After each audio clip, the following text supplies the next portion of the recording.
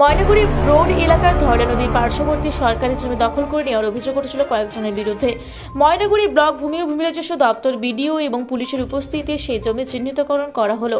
জানা গিয়েছে, নদী সংলগ্ন সরকারি জমি অবৈধভাবে অনেকে দখল করে চাষ করছেন। সেই এলাকায় সরকারি জমির পাশাপাশি রাইতে জমিও রয়েছে। এই সংক্রান্ত একটি জমির মামলা চলছে আদালতে। এর মাঝে সরকারি জমি চিহ্নিতকরণ করতে উদ্যোগী হলেন প্রশাসনের আধিকারিকদের উপস্থিতিতে সরকারি জমি চিহ্নিতকরণ করা হয়। জমি চিহ্নিতকরণের পাশাপাশি সীমানা দেওয়া হয়। ভূমি ও ভূমি রাজস্ব দপ্তর সূত্রে জানা গিয়েছে, জমি চিহ্নিতকরণ হওয়ার পর সরকারি জমিতে বোর্ড লাগিয়ে দেওয়া হবে। এমনকি এই জমির মধ্যে বর্তমানে সরকার ছাড়া কারো কোনো অধিকার থাকবে না বলে এসব জানিয়ে দেওয়া হয়।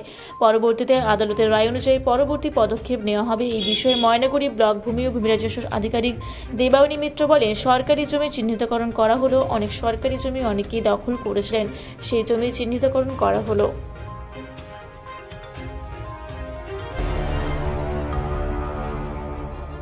আপনার নাম এবং আপনি কি দায়িত্বে আছেন?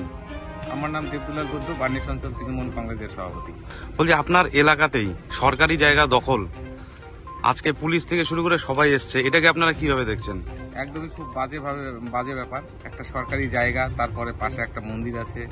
সেই সরকারি জায়গায় দীর্ঘদিন থেকে এখানকার লোকাল একজন, তিনি নদী ভরাট করে নিয়ে তারপরে এই আপনারা দেখতেই পাচ্ছেন যে তেজপাতা গাছ লাগিয়েছিল, সেটা নিয়ে বিভিন্ন জায়গায় তদবির করার পর, কমপ্লেন দেওয়ার পর আলটিমেট আজকে একটা জায়গা তৈরি হয়েছে যে সেই জায়গাটা সরকার রিকভারি করছে। সেটা শোনা যাচ্ছে তিনি নাকি একটি রাজনৈতিক দলের ভালো দায়িত্বে আছেন। হ্যাঁ, রাজনৈতিক দলের ছত্রছায়া আছেন, তিনি বিজেপি দলের ছত্রছায়া আছেন। বিজেপির তিনি জেলার যুব মোর্চার সভাপতি। তো আপনারা এটা দখল করেছেন। তো আপনারা এই বিষয় নিয়ে কিছুই করেননি এর আগে? না, আমরা পলিটিক্যাল ভাবে করিনি। অ্যাকচুয়ালি এই জায়গাটা হচ্ছে মাধবডাঙ্গা আর হচ্ছে বার্নিশ অঞ্চলের সীমানা।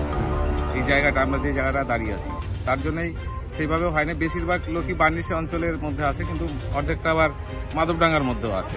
রাজনৈতিকভাবে আমরা সেইভাবে অ্যালার্ট করতে পারিনি, কিন্তু সামগ্রিকভাবে সব দল মিলেমিশে, গ্রামবাসী এলাকার সবাই মিলে এই জিনিসটা প্রোটেস্ট করেছে। এবং সেটা এইখানে যে দীর্ঘদিন থেকে একটা মেলা হয় নদীকে বক্ষ হয়ে, যেটা গঙ্গা মন্দির বলে, সেটা নিয়ে এই সাধারণ মানুষের আবেগকে আমরা সম্মান জানিয়েছি। এবং আমরা যেখানে যেখানে জানানোর, আমাদের ব্লকের, জেলার সব জায়গায় জানানো হয়েছে এবং বিএলআর অফিস সব জায়গায় জানানোর পরে আজকে একটা পদক্ষেপ নিয়ে এই জায়গাটা রিকভারি করার চেষ্টা হচ্ছে।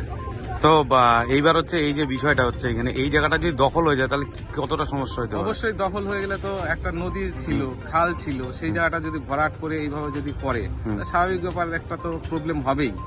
এবং এইখানে যে পাড়াটা আছে, পাশে যে পাড়াটা আছে, পাড়াটার জায়গাটায় যে জল নিকাশি ব্যবস্থা, সেই জলটা এইখান দিয়ে যেহেতু নালা ছিল, সেই নালা দিয়ে জল বের হতে পারছে না, যে কারণে পাড়ায় জল জমে যাচ্ছে। বর্ষার সময় পাবলিকের সমস্যা হচ্ছে। আমাদের উল্লাডাবরির বেশ কিছুটা অংশ ডুবে থাকতেছে পাড়ায় বৃষ্টির জন্য।